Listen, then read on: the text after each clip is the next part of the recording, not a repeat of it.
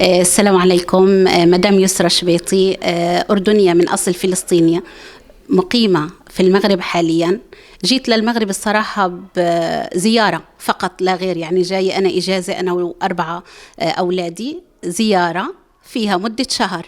ولكن شاءت الظروف أنه بحكم عمل زوجي كمهندس في المغرب، خلص لقيت حالي أنه ممكن المغرب في ظروف مهيئة لمستقبل الأبناء ودراستهم يمكن أكثر من البلاد الأخرى. فهذه الشيء اللي خلاني نتشجع وأنه نتخذ قرار أنه نبقى في المغرب. 2007 ل 2013 كانت يسرى بيتوتية جدا، يعني وقتي كامل للأبناء، هم مشروعي في الحياة صراحة. يعني بدي أشوفهم في أعلى المراتب، بدي أشوفهم يدرسوا منيح، مربيين منيح. فكانت حدودية جدا. يعني تعرفت في مدينة الدار البيضاء على جارتي رشيدة، على جارتي خديجة، هدول الناس اللي بعرفهم يعني في هاي المدة كاملة. ب 2013 شاءت الظروف أنه تتبدل. تعرض زوجي لمشكل صحي. يمكن صارت الظروف بتجبرنا أنه ممكن نترك المغرب حتى نطلع الأولاد من المدرسة ونترك المغرب.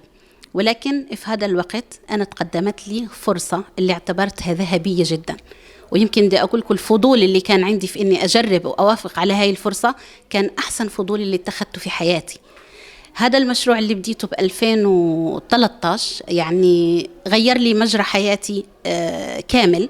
بدي أحكي خلاني الآن مدربة للمقاولات للنساء. يعني أنا دائما فاتحة فرصة للنساء اللي حابين يبدلوا ظروفهم، للنساء اللي بيآمنوا بقدراتهم، وللنساء اللي يعني بيطمحوا للأفضل. ودائما بقولهم النجاح للجميع.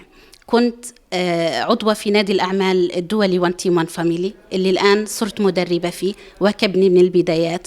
حاولت نكون راس الصغيرة، حاولت نتعلم، حاولت إنه نثبت وجودي، والحمد لله قدرت اليوم إني نكون يعني مدربة لمقاولات مش في المغرب بس. ليش المرأة مش الرجل؟ يمكن بآمن بقدرات المرأة والمرأة المغربية على العموم. المرأة يمكن بقول لما يكتبوا في لاكارت ناسيونال إنه المهنة بلا، هي مش بلا. المرأة بتعمل أشياء كتيرة في الحياة، بتربي أجيال، بتخدم في الدار، بتقدر تعمل أكتر من شيء في آن واحد، وبتحتاج فرصة. ويمكن كوني أنا كفلسطينية بنحاز للنساء، وبعرف إنه المرأة صبارة، وبعرف إنه يعني عندها قدرات اللي كبيرة. وحتى عشان أنا أكون مرتاحة في عملي، نوع من التحفظ برضه إني أتعامل مع النساء اللي نقدر نتواصل معهم 24 ساعة على 24 ساعة وأنا مرتاحة.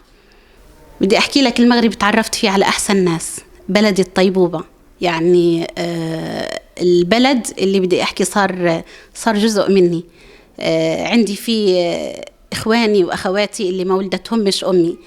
المغرب بالنسبة إلي يعني صار جزء لا يتجزأ من حياتي ولا حتى أولادي.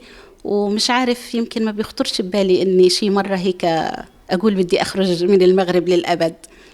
يعني يمكن بدك تجيب لي الآن البكية. فالمغرب شعب معطاء، بلد جميل جدا جدا. يعني في الطبيعة يمكن أقرب بلد اللي تكون لطبيعة فلسطين. في الأجواء جميع الفصول بتعيشها. بدي أقول في السخاء لا مقارنة. بدنا نحكي في المعيشة، الغني عايش والفقير عايش. مشروعي اللي كنت أنا نعتبره مشروع صغير، هو أنا لازم أولادي يكبروا ويدرسوا ويوصلوا لأعلى المراتب. الآن الحمد لله الحمد لله.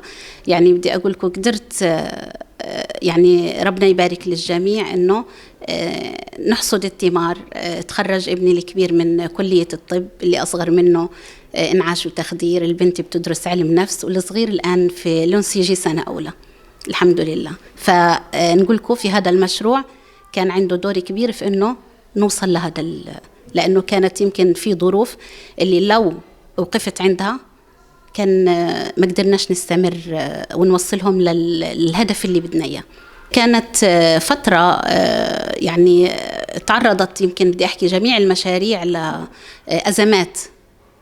في هذاك الوقت أنا بديت مشروعي، لقيت حالي أنا في مشروع بسيط اللي وصلت فيه لمدخول اللي مقارنة مع راتب مهندس، وهذا المشروع اللي ما تعرضش أبدا للأزمات. فكانت هذا المشروع اللي بديته يغطي نفقات الدراسة اللي كانت تفوت 8000 درهم، غيرهم في الابتدائي في الإعدادي، لأنه درسوا في مدارس خاصة من أول ما بدينا في المغرب.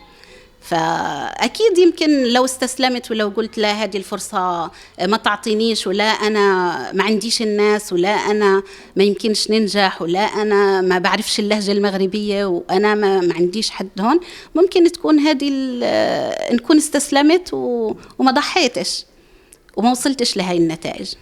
المغربيات بدي أقول لكم يعني عندكم كثير من الطموح ونساء اللي قويات جدا، وأنا الصراحة يعني أحبهم من كل قلبي، صديقاتي وخواتي والناس اللي أكبر مني بشوف فيهم يعني أمهاتي، وفخورة كثيرة أني أكون أنا بنتكم موجودة في المغرب، وبمد إيدي وموجودة الفرصة والنجاح للجميع، وبتمنى أتعرف على عدد كبير من النساء في المغرب، وبشرفني أني أكون فلسطينية مقيمة بيناتكم.